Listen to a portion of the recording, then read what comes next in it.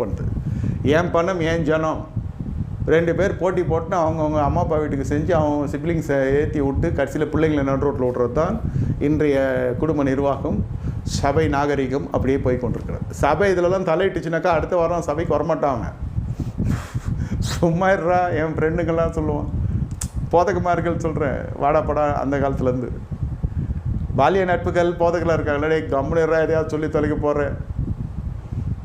பக்கத்தில் இருக்க சபையில் 5000 பேர் வரான், என்கிட்ட 1000 பேர் தான் இருக்கும். இந்த இதுக்குள்ளே போயிடுச்சுனாக்கா என் குடும்பம் வேலைங்களாம இருக்கலாம். இது சபை தலையிடாமல் ஏறியது தலையிட முடியும்